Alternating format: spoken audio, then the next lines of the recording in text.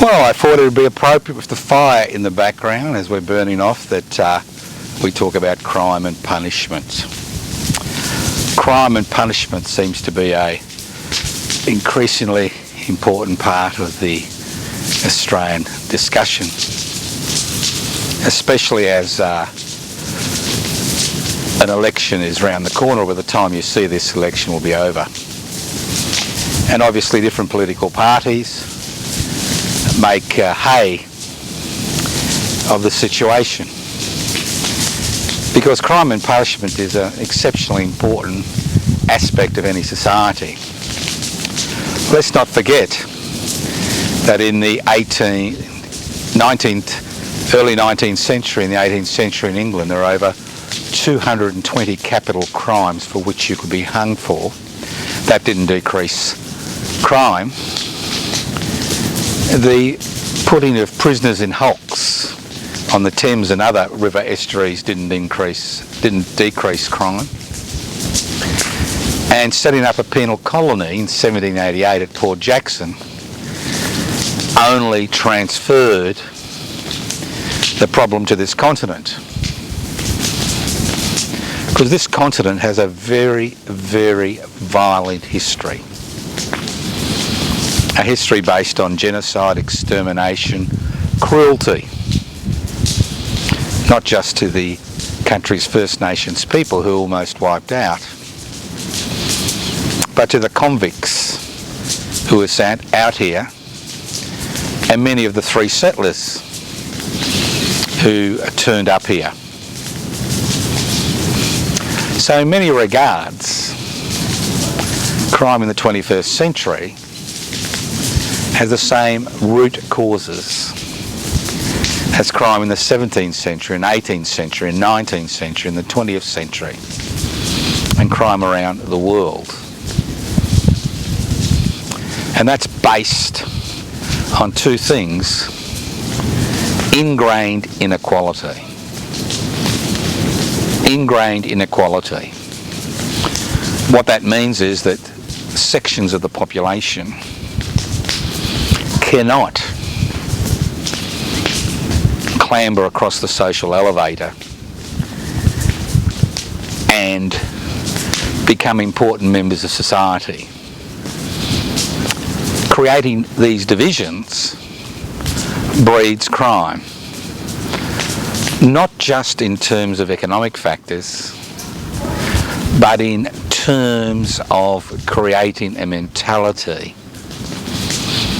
in the population that the only way to survive is through crime. Now, crime normally affects the poorest sections of the population, the most marginalised, because they are the ones who are living a hand-to-mouth existence. They are the ones who need to find a mechanism by which to survive and prosper in the private investment for private property. But occasionally we see crime breaking out into the general community. While it's restricted to the more marginalised sections of society, nobody seems to care. But once it filters into sections of the community that are used to crime, then all hell breaks loose. And we go back to 19th century concepts as we've seen in the Northern Territory and seen in states around the place. More sentences, more punishments. I mean, in the good old days you could burn criminals at the stake, guillotine them, hang them. Now what we try to do is warehouse them in institutions with an out of sight, out of mind mentality. That doesn't decrease the damage that crime does to the individual and families. Everybody who's affected by a crime is not just a victim of that criminal act and those people involved in those atrocities, but they are a victim of a society which has allowed this cancer to grow. And what we've seen over the last 50 years in this country is the creation of institutional structures which have removed the social elevator, which allowed people through education to achieve some modicum of success and participate in society. What we've done over the last 30 to 40 years through deregulation and privatisation and corporatisation and globalisation is actually create the conditions for an increase in crime among more marginalised sections of society. I'm not talking about organised crime criminals, they're always about, as we see in the tobacco wars and as we see in gangland slayings. If they see an opportunity to make a buck, they will use that opportunity to make that buck. These type of criminal enterprises normally create mayhem amongst each other because they know once they involve the general community, it's basically the death of those criminal organisations. But I'm talking about something which is much more insidious, something which appears amongst younger and younger people, and the society's response to that situation. Now, having 1/3 of Australians on social security benefits and having at least another 70% up to their neck in debt to maintain the lifestyle they aspire to, creates situations where the things that are necessary to maintain order in society disappear. They disappear. The government programs that provide support to more marginalised elements in society disappear.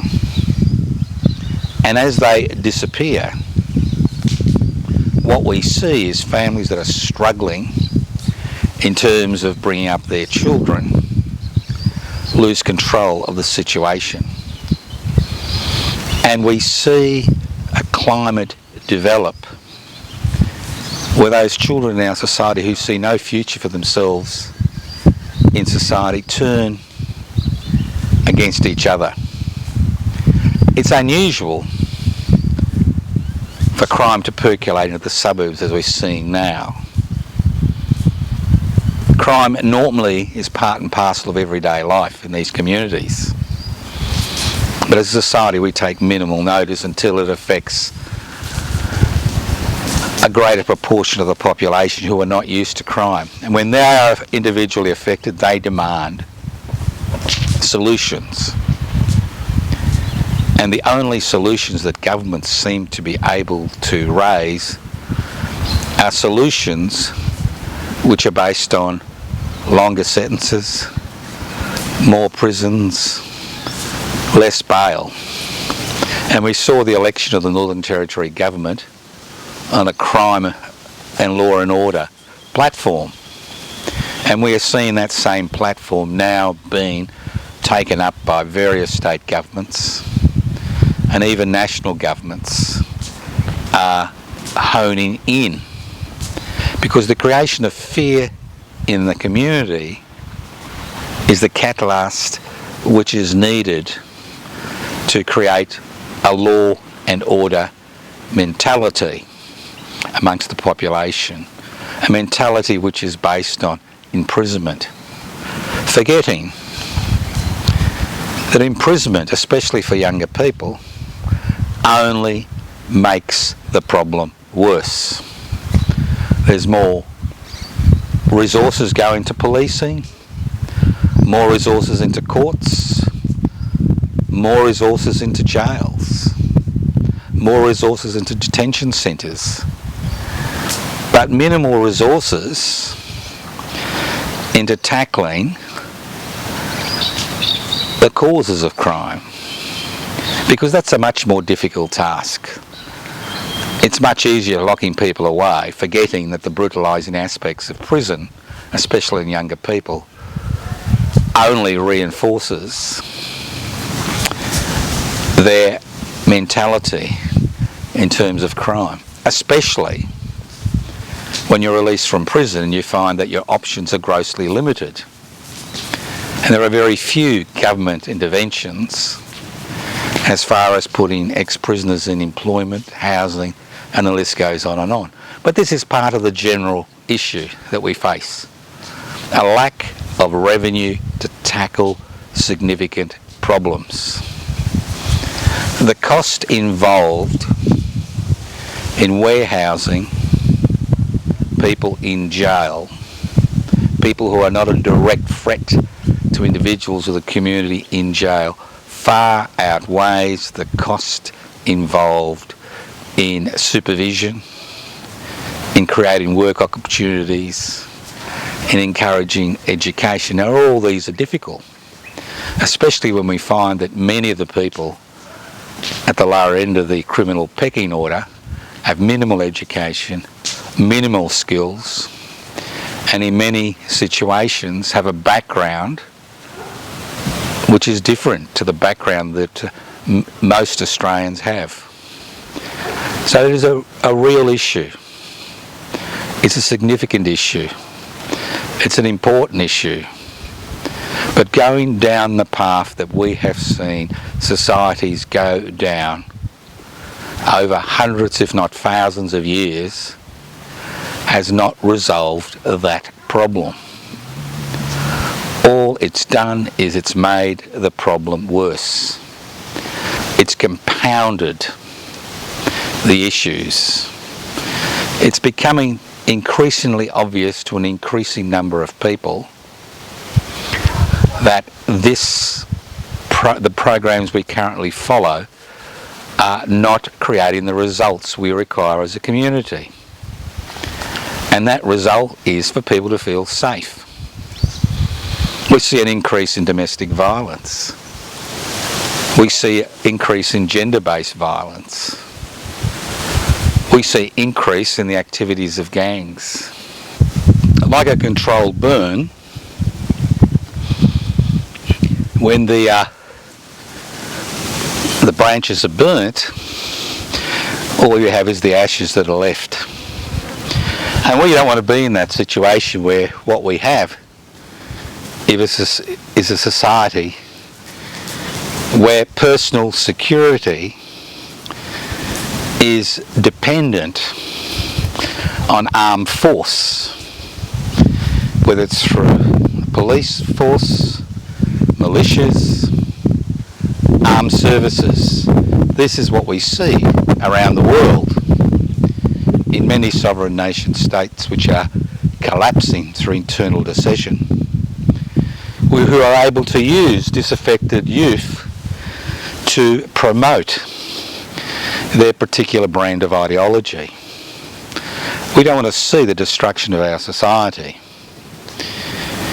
What we want to see is measures taken and a revenue stream directed at the local, state and federal level to address this problem. Charitable institutions can't address the problems. They may be able to ameliorate some of the problems, but they can't address the problems. Individuals can't address the problems. Courts can't address the problem, because all courts have is the restrictions that are placed on them through legislation.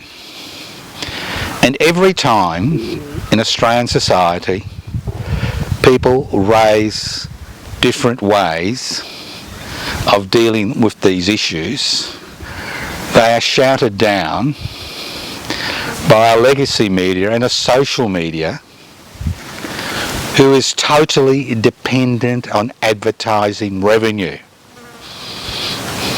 So the greater the hysteria, the greater the reaction, the greater eyeballs on a particular newspaper, particular radio station, particular virtual platform. And although we may see people rising up, demanding this, demanding that, ultimately, as I said at the beginning, in England they had over 220 capital offences in the 18th century and the early 19th century. In various parts of the world they still cut off thieves' hands. They stone adulterers. They hang gays. So obviously the way forward is the way we move forward as a society in terms of people being reintegrated into society, as we've seen to a minimal extent with First Nations Australians. Have we seen to a greater extent with queer Australians? As they are integrated into society, the level of criminal activity directed against them decreases markedly. And it's the same with disaffected youth. They're disaffected for a reason, and they're disaffected because there is nothing for them in our society. If they can't get a university entrance, the chances of getting cadetships and apprenticeships are slim. Up till recently, technical courses have been fees charged on them. So we've got this situation where younger people who don't have the desire or the ability to pursue an academic stream are basically pushed aside. No ability to work, minimal ability to interact, because obviously in a capitalist society, what you have in your hand or what is in your bank account or what's on your phone decides the type of life you can lead. In a private investment of a private profit society, if you don't have those resources, you are pushed to a situation where you strike out. Not in terms of consciously striking out. There is nothing glamorous about criminal behaviour. There is nothing glamorous about injuring, killing other people. There's nothing glamorous about being part of a gang. The fact is that if we prevent sections of our community from being fully integrated in society because of a lack of resources which are directed to tackle those issues, then we get at the end of the day what we deserve. No police officer will tell you they can actually police their way out of this increasing criminal activity amongst younger people. It is not a policing problem. It is not a detention problem. It is not a parole problem. Ultimately, it's a society problem. And unless we tackle this problem by allocating the necessary resources to change the direction, to ensure this society doesn't disintegrate, then all we are doing is creating a rod for our own backs. Obviously, people who are personally affected by crime may feel, or will feel in the majority of cases, differently. They feel they need a sense of justice. People need to pay for what's been done to them or their families or their property. But ultimately, it's us as a society which can make a difference to ensure that fewer and fewer and fewer people in the future find themselves in that situation.